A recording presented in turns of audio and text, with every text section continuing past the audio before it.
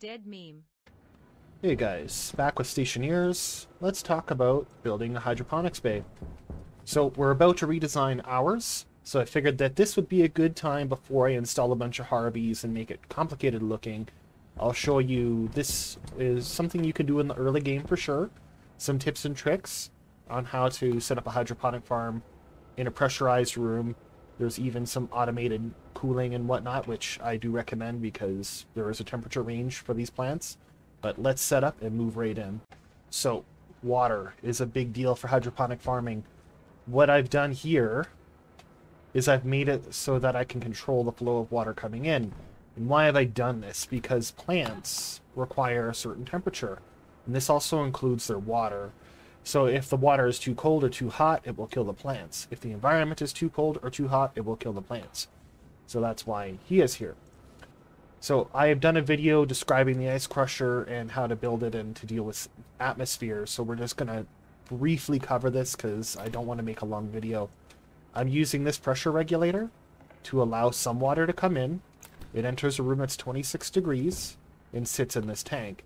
So the water that's being used is being raised to the level of this room because of this tank and this big volume of water being in a warm room. So I only let a little bit in for a little bit because I don't want to drop the temperature too much.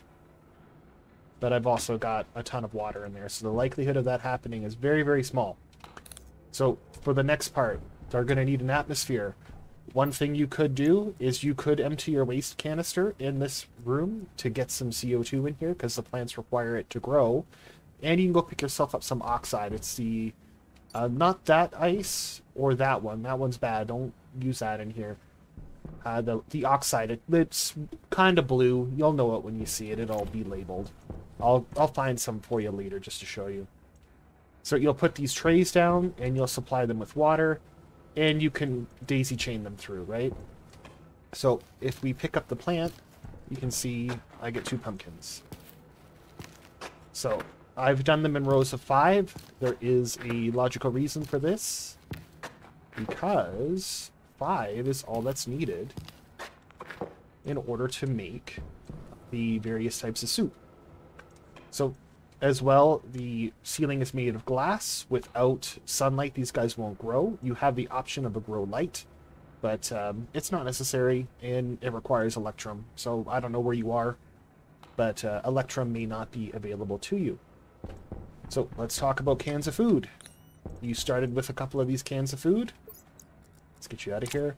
When you empty a can of food, luckily enough, it'll just toss it on the floor for you so you can use it again. Because cans are made of steel. Steel is an alloy. You may not have gotten to that point yet. Won't be able to make these radiators without steel, but we're kind of talking about a hydroponic farm that you could build in the pre-alloy stage. Alright, so let's move on. Okay, so you've harvested your pumpkins, or whatever you're desiring to make soup out of. Potatoes don't work. They're good for something else. And you've replanted, right? So they're doing their thing. So I would recommend only throwing 1 pumpkin at a time in here. There was a bug that if you cooked 5 at a time, they would simply disappear.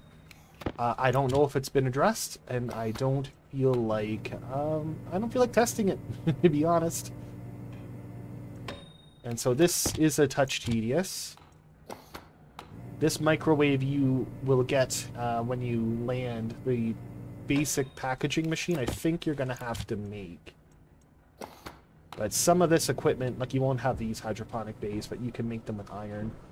And many of these pipes are made with iron.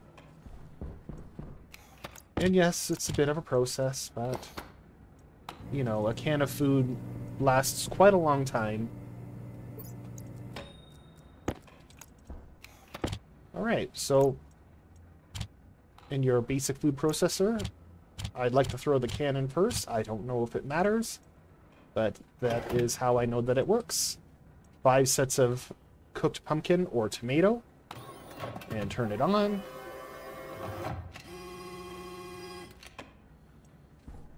And there we go, a full can of pumpkin soup. And off to the races. So now we'll discuss these plants. As soon as one of them is ready to show you the next step, I'll be back.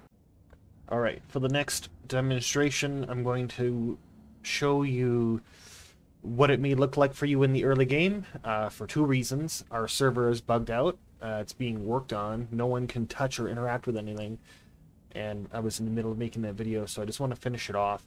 I'm putting oxide in my hand here, just slowly, to try and fill the room up, so that we can hit a pressure that's more appropriate for the plants, and I'll come back when we're a little bit closer. Alright, 16 degrees.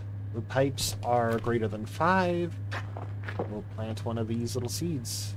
Unfavorable temperature. So, if we get a little bit closer, it's probably just slightly too cold. So I'll move the portable heater over just a little bit to try and rescue this plant.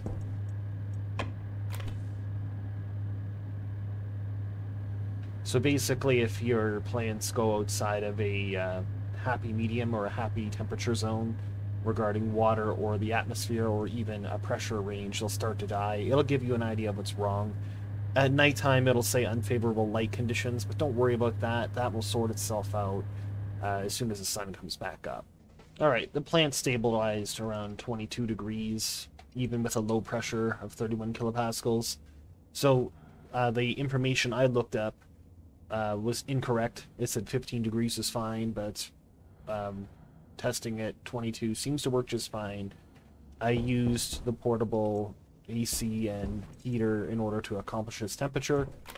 Now we're just going to watch this plant grow for a bit. It's in like an immature state. It'll eventually go through a couple states where it's not ready for fruit, but we're going to come back to that because I want to talk about it. Alright, so as you can see, there are like little tiny buds on here. And if I harvest it now, I'll get tomato seeds. So this is how you can get tomato seeds or plant seeds. They enter a state of, like, there's like little flowers and stuff on it. It's kind of like the giveaway. You can plant a tomato directly into the soil in order to continue the life cycle of these guys. But something to keep in mind, tomatoes decay. Like any food not being refrigerated decays even quicker.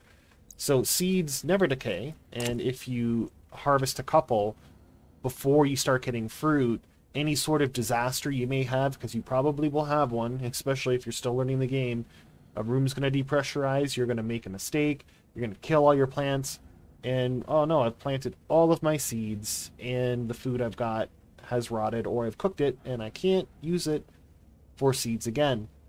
Oh, and just to throw in there too, the tomatoes will continue to bloom even if you take seeds from them. So as you see, I've got 2 tomatoes good to go, and they can start their process again.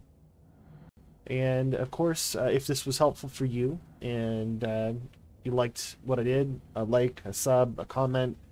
If there's something that I should have talked about that I missed, you can throw that in there too. I'll try to pin it, so it's more available for people. I do have a playlist for this game. It's covering how to do the early stuff in the game, particularly things like what does all the oxygen warnings mean. I know that gave me a rough time. Why is nitrous oxide so bad? Other than that, thanks for showing up, and hopefully I'll see you again real soon.